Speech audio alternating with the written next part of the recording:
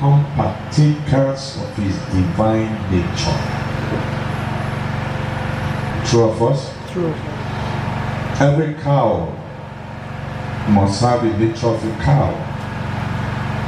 And so, God wants his redeemed sons and daughters to have his divine nature.